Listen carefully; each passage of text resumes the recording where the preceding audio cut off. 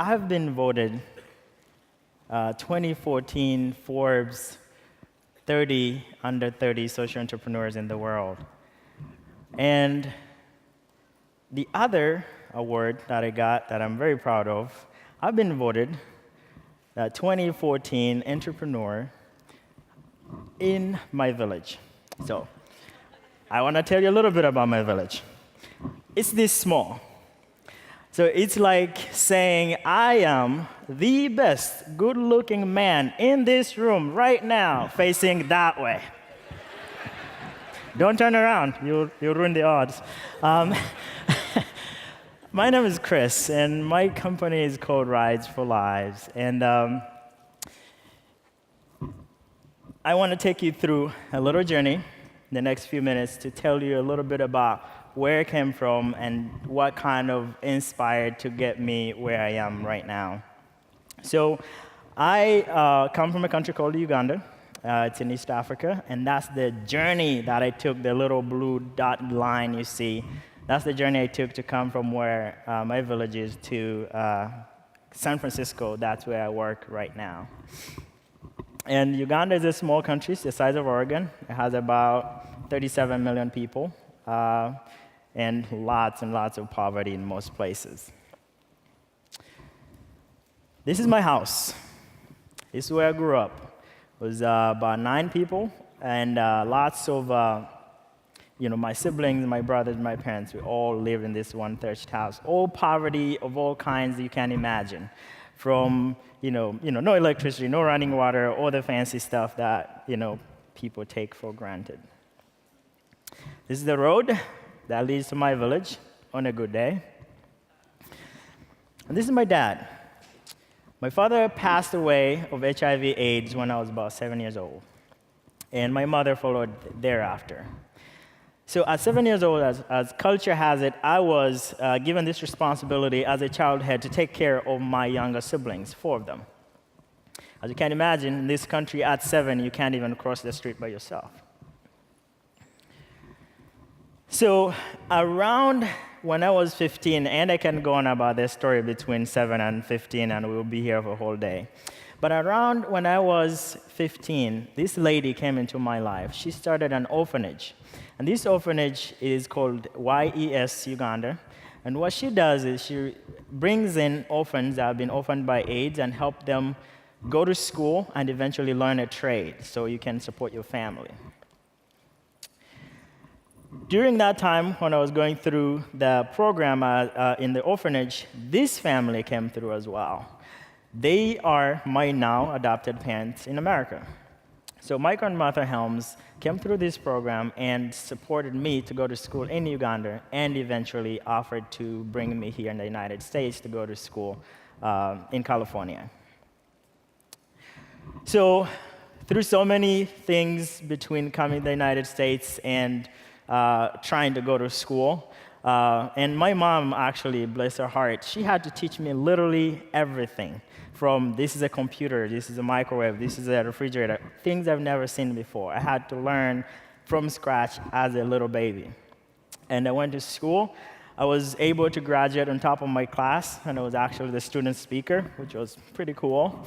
And when I finished a mechanical engineering degree from UC Berkeley, I eventually went on the same school to do my graduate school in the same field of mechanical engineering. So I finished my master's and did on my PhD in mechanical engineering. So while I'm away, my life is all good, everything's going great, I have a great family. My thoughts and minds are never away from the place where I grew up, the place that I call home, with so much devastation, sadness, pain, and lack of access to so many things, and healthcare being one of those. If you're lucky and you get an emergency, a medical emergency, you have about 4 people carrying you around on their shoulders and take you to the nearest health unit or hospital there is. Or you have a loved one, they carry you, and hopefully they can afford to carry you. Some places, and if you're lucky, you have a bicycle, and they put you on a bicycle and they take you to the hospital. And for some mothers in the room, you can imagine if you're pregnant, to be carried in a wheelbarrow to be taken to the hospital is not particularly a very comfortable first experience to try to have a baby. So, in a way of giving back, combining my experiences and my technical background plus my experiences, and mind you, my parents passed away of HIV/AIDS. I lost a brother in my care while he was on his way to the hospital because of lack of access to health care. So I decided, in a way of giving back, combining these two resources that now I have, is to start doing something in the healthcare field. That's when I started the company Rides for Lives. So we build products that literally save lives. So our first product is a motorcycle ambulance. It's a cart that can be carried by either a motorcycle, a bicycle. If you don't have any of those, you can actually drag it. It's 8 feet tall, and it carries up to 400 pounds. It takes people from their villages to the nearest hospital. And in most places, like in my country, 80% of the people live in rural areas. And you can imagine 37 million, and 80% of that live in rural areas lacking access to health care. And that's how it looks like in the inside. It's a mattress with a pillow, comfortable ride, better than the alternatives. And to date, we've distributed close to 500 units and serving about 300,000 people. Thank you. And that little boy was actually born inside the ambulance.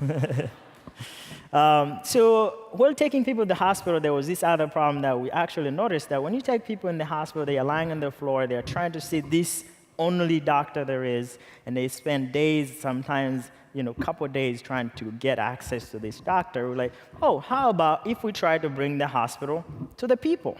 That was the next product. We created a hospital on wheels. So this is a medical unit that has a doctor's room, a lab, and a pharmacy. And it has a solar panel on top for power needs.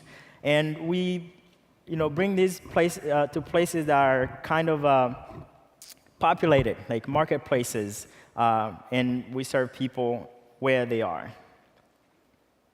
And this is one of our units in service. As you can see, there's a huge need. Lines and lines. We run out of supplies before we can run out of the people to serve. And you cannot name one place in Africa that do not need this. And there are so many places here in the United States that do need this. So we're trying to work our way to make sure that we get this kind of innovation to places that need it the most, as much as we can. Our work has a lot of benefits, employment, environmental factors, and all other interesting things that come with it. Don't take my word for it. There has been a few publications about our work. So I'd like to conclude with this. In life, sometimes you get hit hard in the head with a brick.